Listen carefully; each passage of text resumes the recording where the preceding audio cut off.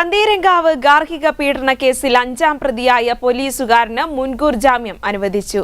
മുഖ്യപ്രതിയെ വിദേശത്തേക്ക് രക്ഷപ്പെടാൻ സഹായിച്ചുവെന്നാണ് കേസ്. ഉപാധികളോടെയാണ് കോടതി മുൻകൂർ ജാമ്യം അനുവദിച്ചത്. പന്തീരങ്കാവ് ഗാർഹിക പീഡന കേസിൽ പ്രതി രാഹുൽ പി ഗോപാലിനെ സഹായിച്ച 5ാം പ്രതിയായ പോലീസുകാരന് മുൻകൂർ ജാമ്യം അനുവദിച്ചു.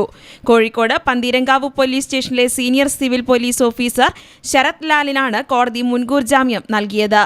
മുഖ്യപ്രതിയെ വിദേശത്തേക്ക് രക്ഷപ്പെടാൻ സഹായിച്ചുവെന്നാണ് ശരത് ലാലിനെതിരായ കേസ്. ഉപാധികളോടെയാണ് കോടതി മുൻകൂർ ജാമ്യം അനുവദിച്ചത്. അതേസമയം രാഹുലിനെ വിദേശത്തു നിന്ന് നാട്ടിലെത്തിക്കാനുള്ള നടപടികൾ പുരോഗമിക്കുകയാണ്. ശരത് ലാലിന്റെ മുൻകൂർ ജാമ്യാപേക്ഷ പരിഗണിക്കുന്നത് കോടതി നേരത്തെ നീട്ടിവെക്കുകയായിരുന്നു. തുടർന്നാണ് ഇന്ന് അപേക്ഷ പരിഗണിച്ച കോഴിക്കോട് പ്രിൻസിപ്പൽ സെഷൻസ് കോടതി ജാമ്യം അനുവദിച്ചത്.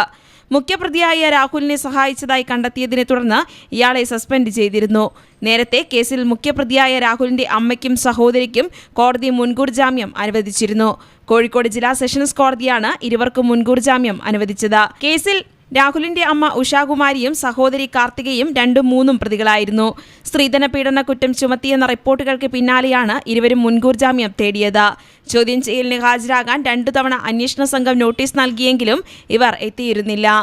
News desk Kozhikode vision.